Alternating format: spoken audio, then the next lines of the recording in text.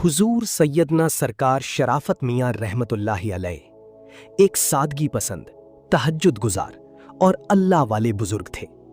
आपकी पूरी जिंदगी शरीयत, इबादत, जिक्र इलाही और मुरीदों की इस्लाह में गुजरी।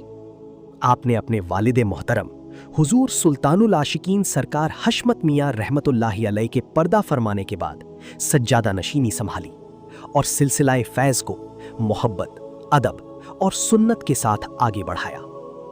शुरू करते हैं पार्ट 2। आप फरमाते थे, अपने आप को इतना मजबूत कर लो कि तुम्हारा दिल सिर्फ यादे इलाही में रहे। जब तुम चलो तो तुम्हारे दिल की धड़कन कहे अल्लाह अल्लाह। जब कदम रखो तो हर कदम पर दिल पुकारे अल्लाह। जब खाना खाओ तो दिल कहे अल्लाह। जब सो जाओ तो जबान खामोश हो मगर दिल जागता रहे अल्लाह अल्लाह।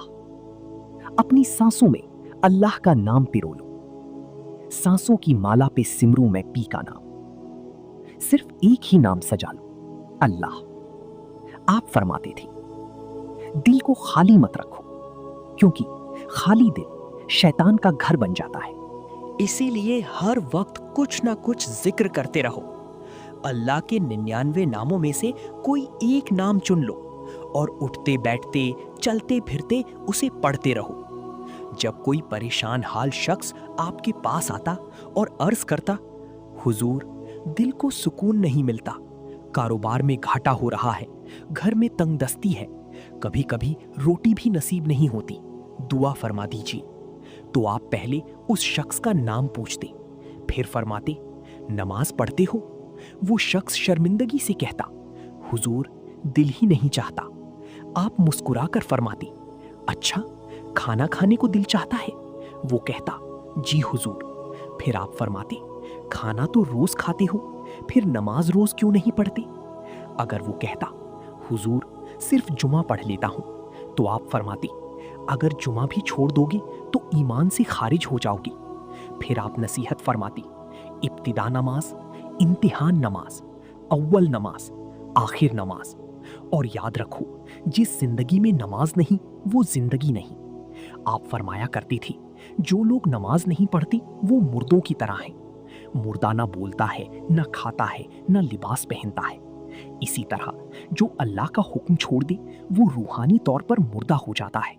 फिर आप मिसाल देती, अगर कोई तालिबे इल्म मदरसे में कई दिन ना जाए तो रजिस्टर से उसका नाम काट दिया जाता है, और अगर कोई मुलाजिम पूरा महीना गैर हाजिर रही तो क्या उसे तनख्वाह मिल सकती है?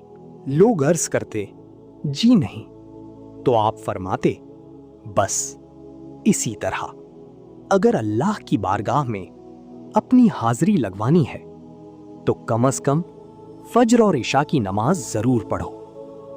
वैसे तो 5 वक्त की नमाज फर्ज है और हर मुसलमान पर जरूरी है, लेकिन अगर कोई मजबूरी हो, काम की वजह से वक्त निकल गया हो, तो कज़ा नमाज जरूर अदा करो। नमाज को छोड़ना नहीं, क्योंकि बंदा और अल्लाह के दरमियान सबसे बड़ा रिश्ता नमाज है।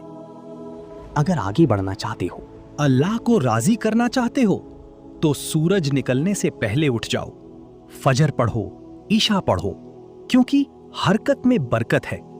फिर आप फरमाते, जब नमाज पढ़ने लगो तो मेरे पास आना, मैं तुम्हें इसमें आजम बताऊंगा। फिर आप जिक्र सिखाते, चलते फिरते पढ़ा करो, या अल्लाहू, या रहमानू, या रहीमू, या करीमू। हमेशा बावजू रहा करो, और जब नमाज पढ़ो तो आखिरी सजदा लंबा किया करो। उस सजदे में रो रो कर अपने गुनाहों की माफी मांगा करो। जितने आंसू बहाओगे उतना अल्लाह राजी होगा। वो नमाज ही क्या जिसमें आंसू ना निकले। जरा रो कर मांग कर तो देखो, सर झुका कर तो देखो। सर उठाने से पहले ही अल्लाह कबूल फरमा देगा। दरे करीम से बंदे को क्या नहीं मिलता। आप मिलादे पाक ज्यादा पढ़ा करते थे और आपके साथ 4 खास लोग हुआ करते थे।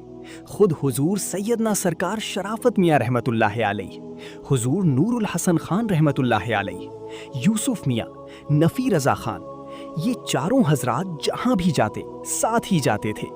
میلاد پاک میں تقریر سے پہلے چاروں مل کر نعت پاک پڑھا کرتے تھے اور ماحول عشق رسول صلی اللہ علیہ وسلم سے بھر جاتا تھا۔ پہلی نعت پاک اکثر یہ پڑھی جاتی تھی: معراج کی شب یہ دھوم مچی، وہ عرش پہ آنے والے ہیں۔ اور اس کے بعد یہ دوسری نعت پاک بڑی سوز اور عشق کے ساتھ پڑھی جاتی تھی۔ اب اس سلسلے کو یہیں ختم نہیں کیا جا رہا، بلکہ یہ تو ایک ابتدا ہے۔ انشاءاللہ سوانحی حیات کے یہ سلسلے وار حصے ہر دوسرے یا تیسرے دن آپ تک پہنچتے رہیں گے۔ ہر حصہ ایک نئی بات، ایک نیا پہلو اور حقیقت کے اور قریب لے جانے کا ذریعہ ہوگا۔ اگر آپ بھی اس روحانی سفر کا حصہ بننا چاہتے ہیں اور اصل پہچان تک پہنچنا چاہتے ہیں تو اس سلسلے کے ساتھ جڑے رہیے۔ محمد رفعت خان کے ذریعے یہ پیغام آپ تک پہنچتا رہے گا، اور جب دل گواہی دے تو اس پیغام کو آگے بڑھا دینا۔